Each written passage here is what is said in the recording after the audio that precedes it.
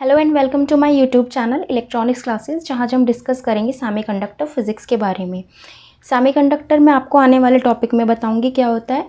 अभी डिस्कस करते हैं फिज़िक्स क्या है। What is physics? The scientific study of natural forces such as light, sound, heat, electricity, pressure etcetera. प्रकाश, ध्वनि, ताप, विद्युत आदि प्राकृतिक शक्तियों का वैज्ञानिक अध्ययन भौतिक कहलाता है। नेक्स्ट आता है क्लासिफिकेशन ऑफ सॉलिड। सॉलिड क्या है? एक मटेरियल है। Material which occupy some space. पदार्थ वो होता है जो स्थान घेरता है। तो पदार्थ तीन तरह के होते हैं, एक सॉलिड, लिक्विड और गैस। ठोस, द्रव और गैस, जिसमें सबसे पहले आता है सॉलिड। सॉलिड को इलेक्ट्रिकली कंडक्टिविटी के आधार पर तीन भागों में बांटा जाता है। पहला क्या है? Conductor, second insulator, third semiconductor. चालक, अचालक और अर्धचालक। तो सबसे पहले स्टडी करेंगे चालक क्या होता है। जिन पदार्थ में विद्युत धारा सुगमता से प्रवाहित हो जाती है, मतलब जिसमें करंट इजीली फ्लो हो जाए, वो क्या कहलाता है? कंडक्टर कहलाता है। इसके एग्जांपल्स क्या हैं? चांदी, तांबा, एल्यूमिनियम आदि। किसी पदार्थ की चालकता उसमें उपस्थित फ्री इलेक्ट्रॉन्स की संख्या पर निर्भर करती है। मतलब जितने अधिक फ्री इलेक्ट्रॉन्स होंगे उसमें करंट इजीली फ्लो कर जाएगा उस मटेरियल में। तो जिस पदार्थ में अधिक संख्या में फ्री इलेक्ट्रॉन्स विद्यमान होते हैं वे पदार्थ विद्युत का उतना ही अच्छा चालक होता है। परमाणुओं की अंतिम कक्षा में केवल 1, 2 या 3 इलेक्ट्रॉन्स होते हैं। परमाणु का मतलब क्या है? परमाणु एक एटम है। एटम के अंदर एक नाभिक होता है। जस्ट ये एक एटम है। एटम के अंदर क्या है? एक न्यूक्लियस होता है और उसके अराउंड क्या होता है? ऑर्बिट्स होते हैं, जिनको कक्षा कहते हैं हिंदी में। तो जिस लास्ट वाली कक्षा में जितने भी इलेक्ट्रॉन प्रेजेंट होंगे आउटर मोस्ट शेल में, तो वो क्या कहलाता है? उसका कि कंडक्टर कहलाता है। सॉरी, कंडक्टर नहीं, उसकी वैलेंसी कहलाती है। और वैलेंसी कितनी है इसकी? 1, 2 और 3 इस मटेरियल की। मतलब कि इसमें एक, दो या तीन इलेक्ट्रॉन प्रेजेंट होने चाहिए इसकी आउटर मोस्ट शेल में। इसका एग्जाम्पल क्या है? कॉपर है, जिसका इलेक्ट्रॉनिक विन्यास है 2, 8, 18, 1। इसका जो एटॉमिक नंबर होता है वो 29 होता है। जस्ट लाइक एल्यूमिनियम क्या है? ये भी एक कॉपर है, सॉरी कंडक्टर है। तो क्या है इसका इलेक्ट्रॉनिक विन्यास? 2, 8 एंड 3। ये दोनों इसके एग्जांपल्स थे। अगर हम इसकी प्रॉपर्टी की बात करें कंडक्टर की, तो वो क्या होती है कि ये ना ईजिली अवेलेबल होते हैं और बहुत चीप होते हैं। मतलब प्राइस जो इनके हैं बहुत सस्ते होते हैं प्राइस में। ये डक्टाइल होते हैं, मैलिएबल होते हैं। और क्या है इसकी जो इलेक्ट्रिकल कंडक्टिविटी है कॉपर की, अगर हम कॉपर एलिमेंट की बात करें तो कॉपर की इलेक्ट्रिकल कंडक्टिविटी 56 ओम मीटर होती है। अभी मैंने आपको बताया था कंडक्टिविटी क्या होती है, कि जितने भी फ्री इलेक्ट्रॉन्स प्रेजेंट हैं, मतलब its ability to carry current, विद्युत धारा को प्रवाह करने की क्षमता क्या कहलाती है? कंडक्टिविटी कहलाती है। तो कितनी है कॉपर की? 56 ओम मीटर है। एक एग्जाम्पल है कंडक्टर का ही। अगर हम मैग्नेन की बात करें, एक मैग्नेन है। मैग्नेन ये क्या करता है? रेसिस्टर को बनाने में यूज़ किया जाता है। इसमें 84% जो है वो कॉपर मिलाया जाता है, 12% मैग्नीशियम मिलाया जाता है और 4% इसमें निकल मिलाया जाता है। एक और है जो बहुत इंपॉर्टेंट है, यूरेका। 40% इसमें निकल मिलाया जाता है, 60% इसमें कॉपर मिलाया जाता है। 60 and 40 100%।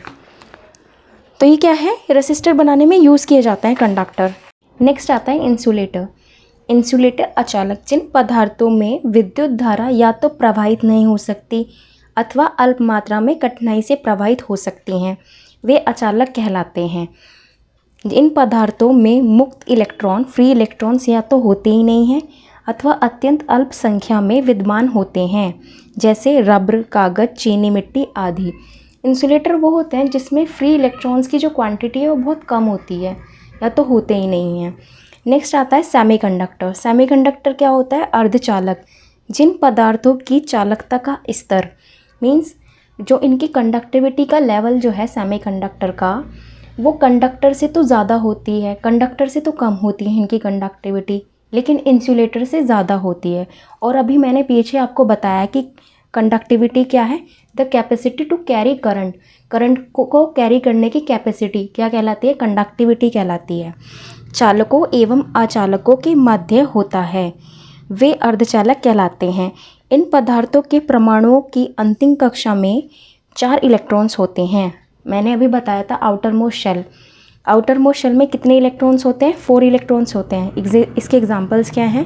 Carbon, germanium, silicon etcetera. Silicon क्या है? ये जो है बहुत मोस्ट इम्पॉर्टेंट है इलेक्ट्रॉनिक्स में। सिलिकॉन का यूज़ बहुत ज़्यादा किया जाता है इलेक्ट्रॉनिक्स में। इसका एग्जांपल है जैसे जर्मेनियम है। जर्मेनियम का एटॉमिक नंबर होता है 32। इसका इलेक्ट्रॉनिक विन्यास क्या है? 2 8 18 4 और ये पीरियोडिक टेबल में 4th ग्रुप और 4th पीरियड में आता है। जब आप पीरियोडिक टेबल उठा के देखेंगे तो उसमें इसकी पोजीशन देखिएगा जर्मेनियम की। सिलिकॉन एटॉमिक नंबर होता है 14 और अगर इसका इलेक्ट्रॉनिक विन्यास करें तो 2 8 4। इसके आउटर मोस्ट शेल में कितने इलेक्ट्रॉन्स हैं? 4। इसके आउटर मोस्ट शेल में कितने इलेक्ट्रॉन्स हैं? 4। तो ये क्या है? सेमीकंडक्टर है। 4th ग्रुप का है और 3rd पीरियड का है। सेमीकंडक्टर एक नेगेटिव टेम्परेचर कोफिशिएंट होता है। नेगेटिव टेम्परेचर कोफिशिएंट क्या होता है कि यदि हम टेम्परेचर को बढ़ाएं तो इसकी रेसिस्टिविटी कम हो जाती है और अगर हम रेसिस्टिविटी को बढ़ाएं तो क्या होता है? टेम्परेचर ज़्यादा हो जाता है। अगर हम एक और इसकी प्रॉपर्टी है सेमीकंडक्टर की कि अगर इसमें हम थोड़ी सी भी इम्प्योरिटी मिलाते हैं तो इसकी इलेक्ट्रिकल कंडक्टिविटी बहुत अधिक बढ़ाई जा सकती है। और ये जबकि कंडक्टर्स में पॉसिबल नहीं है, उसमें इम्प्योरिटी मिला के उसकी इलेक्ट्रिकल कंडक्टिविटी को इंक्रीज़ नहीं किया जा सकता। ये सिर्फ सेमीकंडक्टर की ही प्रॉपर्टी है। नेक्स्ट आता है why we use semiconductor in electronic devices. तो सेमीकंडक्टर का यूज़ हम इलेक्ट्रॉनिक डिवाइसेस में क्यों करते हैं? इलेक्ट्रॉनिक डिवाइसेस को सेमीकंडक्टर मटेरियल से मैन्युफैक्चर करने का मुख्य कारण यह है कि इसमें करंट का फ्लो दोनों प्रकार के चार्ज, होल्स एवं इलेक्ट्रॉन के कारण होता है। जो इसमें करंट का कंडक्शन है वो होल्स और इलेक्ट्रॉन के कारण होता है। आने वाले टॉपिक्स में मैं आपको होल्स और इलेक्ट्रॉन में डिफरेंस बताऊंगी क्या होता है और इलेक्ट्रॉन और होल्स क्या होते हैं। जबकि मेटल में करंट का फ्लो केवल इलेक्ट्रॉन्स के कारण होता है। नेक्स्ट आता है एटॉमिक स्ट्रक्चर। अभी मैंने आपको सॉलिड मटेरियल को हमने इलेक्ट्रिकल कंडक्टिविटी के आधार पर 3 भागों में बांटा था, कंडक्टर, इंसुलेटर और सेमीकंडक्टर। अब आता है कि हमें एटॉमिक स्ट्रक्चर जो है, हम इलेक्ट्रॉनिक्स में एटॉमिक स्ट्रक्चर को पढ़ने की आवश्यकता क्या है। सबसे पहले हम डिस्कस करेंगे कि एटॉमिक स्ट्रक्चर होता क्या है। एटॉमिक स्ट्रक्चर क्या होता है? जब भी जो एटम होते हैं, सपोज़ ये हमारा सॉलिड मटेरियल है और इसमें बहुत सारे एटम से मिलकर बना होता है सॉलिड मटेरियल। ये क्या है? एक प्रॉपर मैनर में हमने इनको अरेंज किया हुआ है। तो एटम्स को प्रॉपर में अरेंज करना क्या कहलाता है? Atomic structure. तो क्या है एटॉमिक स्ट्रक्चर? क्या है कि हमने एटम्स को प्रॉपर मैनर में अरेंज करना एटॉमिक स्ट्रक्चर कहलाता है। सॉलिड मटेरियल को बनाने के लिए बहुत सारे एटम की आवश्यकता होती है। अभी मैंने आपको दिखाया, जैसे फिगर 1 में दिखाया गया है। सिलिकॉन एटम के आउटर मोस्ट शेल में 4 इलेक्ट्रॉन्स होते हैं। यहाँ हम सिलिकॉन की बात करते हैं कि सिलिकॉन के आउटर मोस्ट शेल में कितने इलेक्ट्रॉन होते हैं? 4 इलेक्ट्रॉन होते हैं, जिससे सिलिकॉन को अपना ऑक्टेट कंप्लीट करने के लिए 4 इलेक्ट्रॉन्स की आवश्यकता होती है। 4 तो इसके पास होते ही हैं और 4 की इसको आवश्यकता होती है। तो सिलिकॉन इनर मोस्ट इलेक्ट्रॉन के साथ कोवेलेंट बॉन्ड बनाता है, लेकिन आउटर मोस्ट शेल में 4 इलेक्ट्रॉन प्रेजेंट होने के कारण ये अपने साइड वाले एटम के साथ भी इलेक्ट्रॉन शेयर करता है और बॉन्ड बनाता है। सिलिकॉन एटम क्या करता है? Suppose this is one silicon atom और इसके आउटर मोस्ट शेल में कितने इलेक्ट्रॉन्स हैं? 4 इलेक्ट्रॉन्स हैं। यहाँ पर भी सिलिकॉन एटम है, यहाँ पर भी है, यहाँ पर भी, यहाँ पर भी, यहाँ पर भी। पूरा एक सिलिकॉन स्ट्रक्चर है, एटॉमिक स्ट्रक्चर है सिलिकॉन का।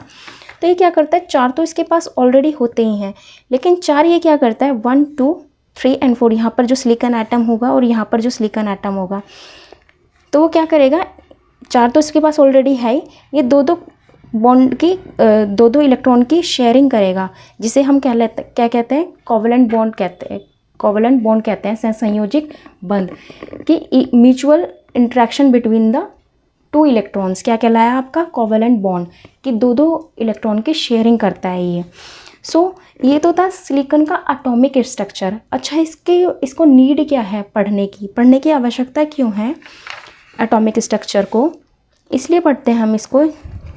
सपोज़ ये हमारा एक एटम है और एटम के अंदर एक न्यूक्लियस है और इसके चारों ओर ऑर्बिट है।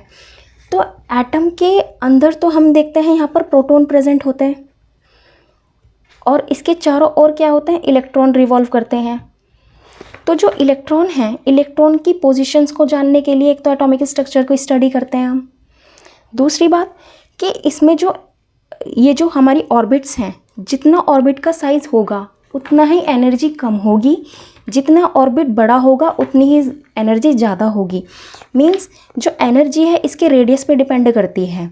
मींस अगर रेडियस कम हुआ तो एनर्जी भी कम होगी with comparison to second orbit. यदि ऑर्बिट का रेडियस ज़्यादा है तो एनर्जी भी ज़्यादा होगी with comparison to the third orbit. So अब कुछ क्वेश्चंस हैं इससे रिलेटेड, ये कुछ क्वेश्चंस हैं related to this topic. So discuss करते हैं। A semiconductor is formed by, semiconductor कैसे फॉर्म होता है, तो कोवेलेंट बॉन्ड से। अभी हमने पीछे पढ़ा कोवेलेंट बॉन्ड से। Semiconductor has temperature coefficient of resistance. मैंने बताया था कि सेमीकंडक्टर क्या है, एक नेगेटिव टेम्परेचर कोफिशिएंट है। नेगेटिव टेम्परेचर कोफिशिएंट का मतलब ये है यदि हम टेम्परेचर को बढ़ाते हैं तो उसकी रेसिस्टेंस कम होता है, रेसिस्टेंस को बढ़ाते हैं तो टेम्परेचर कम होता है। थर्ड है अ semiconductor has generally valence electron. तो कितने वैलेंस इलेक्ट्रॉन होते हैं, 4 वैलेंस इलेक्ट्रॉन्स होते हैं। The resistivity of pure germanium under standard condition is about 60 ohm metre. ये ओम मीटर क्या है, रेसिस्टिविटी है और इसकी यूनिट है रेसिस्टिविटी की। और मैंने पहले ही फर्स्ट लेक्चर में आपको बता दिया था कि रेसिस्टिविटी क्या होती है। रेसिस्टिविटी वो होती है जो विद्युत धारा प्रवाह का विरोध करने की क्षमता, मतलब विद्युत धारा को फ्लो करने में अवरोध उत्पन्न करती है, वो क्या कहलाती है, रेसिस्टिविटी कहलाती है। तो resistivity, the resistivity of pure silicon, silicon की कितनी है resistivity, 6000 ohm centimetre, this is centimetre. When a pure semiconductor is heated its resistance, मैंने अभी बताया था यदि टेम्परेचर को बढ़ा दे तो रेसिस्टेंस क्या होगा, कम होगा, डिक्रीज होगा। The strength of a semiconductor crystal comes from, जो स्ट्रेंथ है सेमीकंडक्टर की वो कहाँ से इंक्रीज होती है, इलेक्ट्रॉन पेयर से, क्योंकि वो क्या करते हैं, एक इलेक्ट्रॉन का पेयर बनाते हैं, कोवेलेंट बॉन्ड की शेयरिंग होती है। तो हु डिस्कवर्ड सिलिकॉन, सिलिकॉन को किसने डिस्कवर्ड किया था, John Jakob Berzelius. Silicon Valley situated in, Silicon Valley कहाँ पर है, ये यूनाइटेड स्टेट ऑफ अमेरिका के नॉर्दर्न सैन फ्रांसिस्को की जो खाड़ियों का क्षेत्र है दक्षिण भाग में है। सो कहाँ पर है ये, southern San Francisco, bay of area of California. अच्छा, ये तो हुआ कि ये कहाँ पर है और इंडिया में कहाँ पर है ये सिलिकॉन वैली, तो ये इसको बेंगलुरु में है। ये क्वेश्चन इज़ दैट कि कौन से शहर को भारत की सिलिकॉन वैली कहा जाता है, भारत की सिलिकॉन वैली तो बेंगलुरु को कहा जाता है। और बेंगलुरु जो है वो मैसूर के पठार पर है, तो इसको कभी कभी सिलिकॉन पठार भी कहा जाता है। सो आज की वीडियो को यही समाप्त करते हैं। आई होप आपको ये लेक्चर समझ में आया हो। So thank you, bye and have a nice day.